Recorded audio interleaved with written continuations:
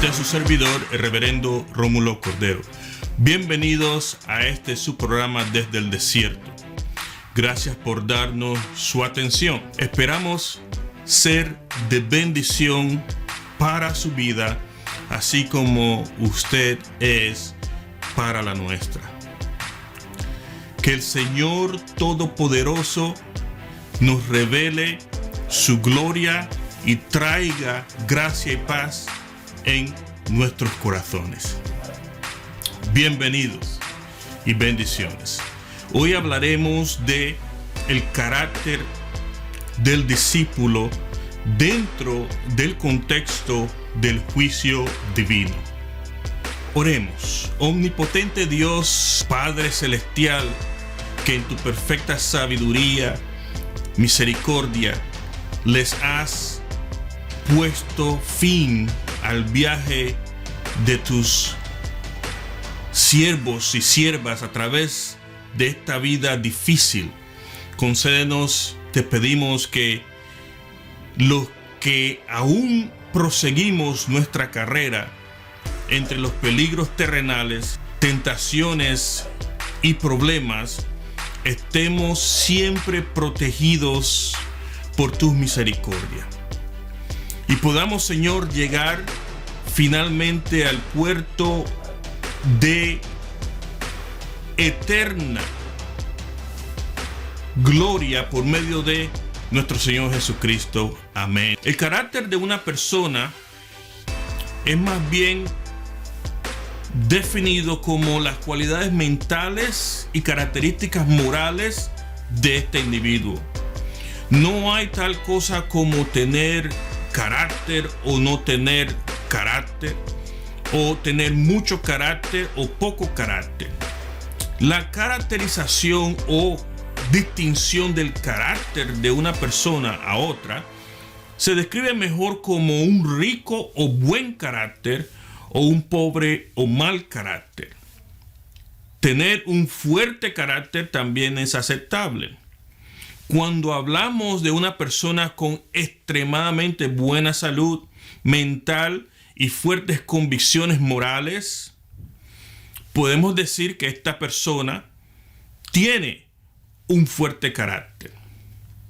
Pero usted diría, ¿esto del carácter se aprende o se hereda? Y yo diría, algunas cualidades mentales tal vez se hereden, tales como la capacidad de pensar eficazmente, las habilidades para entender conceptos difíciles eficientemente, pero otras cualidades son marcadas por nuestro ambiente cuando crecemos. Por ejemplo, el positivismo mental o las convicciones acerca de nosotros mismos, nuestra autoestima. Sin embargo, las características morales, podemos decir que casi todas se aprenden. La moral es el juicio entre el bien o lo que es bueno y lo que es malo. La moral del mundo es basada en lo que la mayoría dice o considera como bueno o lo que la mayoría considera como malo. También se recogen estos valores morales, por decir así, en nuestro medio, donde crecemos. Por ejemplo, un carácter de un joven que está envuelto en pandillas. En estos dos aspectos, las cualidades mentales y las características morales, veremos dentro del contexto de las pandillas, este líder debe de ser decidido, debe de ser desmedido y aún sin escrúpulos, leal a sus trastornados principios, por decir así. Dentro de este contexto, este líder de pandilla es exitoso y necesita esta manera de ser para continuar dentro del éxito de acuerdo a lo que los demás dentro del grupo consideran. Pero para el resto de la sociedad, este tipo de carácter es rechazado, es destructivo, aun cuando es fuerte, aun cuando dentro de el ámbito de la pandilla funciona muy bien. La sociedad externa rechaza este tipo de personas.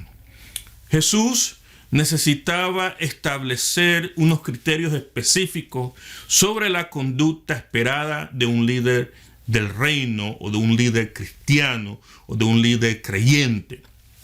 Esto no se deja al azar, sino más bien es demandado porque es aprendido. Y la mejor forma de aprendizaje es por medio del ejemplo. Aquí el Señor Jesús nos deja saber cómo no debemos de ser. Marcos capítulo 12, versículo 38 dice así: y les decía en su doctrina o en su enseñanza, guardaos de los escribas que gustan de andar con largas ropas y aman las salutaciones en las plazas y las primeras sillas en las sinagogas y los primeros asientos en las cenas, que devoran las casas de las viudas y por pretexto hacen largas oraciones. Estos recibirán mayor condenación.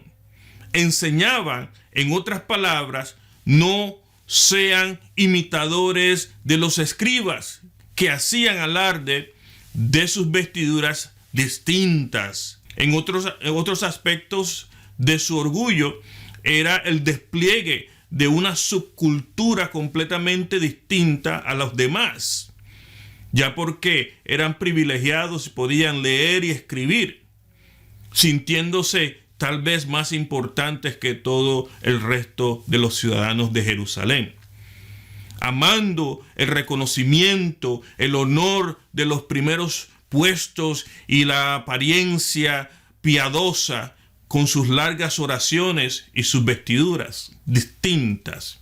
Se aprovechaban de las viudas y sus bienes. Jesús enseñaba a través de breves discursos que revelan las grandes y más importantes verdades del reino de los cielos. Veremos hoy parte de uno de estos discursos. En este discurso abreviado aquí en Marcos capítulo 12, versículo 38 al 40, es también presentado en Lucas capítulo 11, versículo 37 al 54, 20, 45 al 47 y Mateo 23, 1 en adelante. Es el final de las enseñanzas públicas de Jesús a las gentes. Después de esto no volvería a hablar con el público o en público, dirigiéndose directamente a ellos, culminando así una serie de enseñanzas que empiezan 3 años antes. Enseñaba entonces de aquí en adelante a solas a sus discípulos solamente. Aquí el maestro, profeta Jesús, dejando el templo al que no volverá más, y reuniéndose con los discípulos primero en el Monte de los Olivos para una enseñanza escatológica de los últimos días acerca de lo que habría de acontecer después de su vida. Y más adelante, alrededor de la mesa de la última cena con ellos. Las primeras enseñanzas y palabras del día estaban dirigidos a quienes vinieron contra él, los principales sacerdotes y en general los líderes religiosos y políticos de la nación. En este discurso final no los tiene a ellos en cuenta, o por lo menos sus palabras no están dirigidas a ellos directamente, sino a las gentes presentes en el lugar y también a los discípulos. Nuestro Señor Jesús habló a las gentes y a los discípulos de él. Según Lucas, las palabras fueron dirigidas a los discípulos en presencia de las gentes. Y oyéndole todo el pueblo, dijo a sus discípulos, Lucas capítulo 20, versículo 45. Hacía ya tiempo que el Señor estaba denunciando públicamente la conducta de los escribas y los fariseos. Pero en esta ocasión adquiere la solemnidad de ser formulada en el mismo templo de Jerusalén, el templo de Herodes.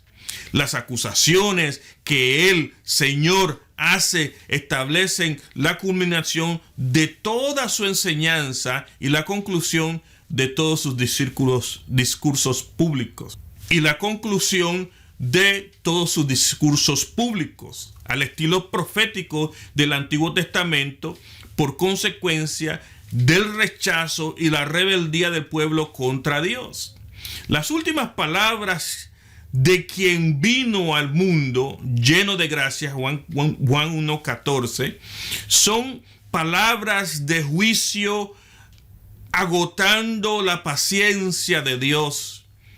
Es sin duda una advertencia que da un margen de gracia a aquellos quienes denuncian para que vuelvan a Dios, antes que sobre ellos caiga el juicio divino a causa de su pecado. Malaquías capítulo 4, versículo 6. Es evidente, queridos hermanos, de que este sermón de Jesús es para advertir a los discípulos ante todos los que escuchan que lo que Jesús espera de ellos, formando su carácter, es su servicio y no su orgullo. Los creyentes hoy estamos obligados a las mismas demandas que Dios hace. No es casualidad que al final del discurso Jesús advierte que el mayor entre ellos no es el que es reconocido ni por sus habilidades ni por su destreza, sino el que es reconocido por su mucho y abundante servicio a los demás. Mateo 23, capítulo 23, versículo 11 al 12, especialmente al cuerpo de Cristo, la iglesia. Esta primera parte de lo que se pudiera llamar el último discurso ante el público, las gentes, en el preámbulo del pronunciamiento del juicio para los escribas y los fariseos, y también para los saduceos, a los cuales se ignora completamente. Jesús está ejerciendo su función de profeta, declarando lo que ha de acontecer.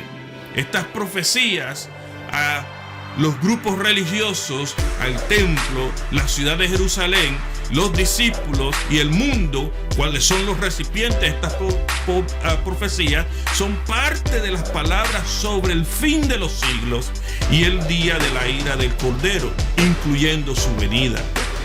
Por eso creemos que es pertinente estudiar este sermón con mucho más profundidad. Malaquías 4, versículos 5 al 6 dice así: He aquí, yo os envío el profeta Elías antes que venga el día de Jehová, grande y terrible. Él hará volver al corazón de los padres hacia los hijos y el corazón de los hijos hacia los padres, no sea que yo venga y hiera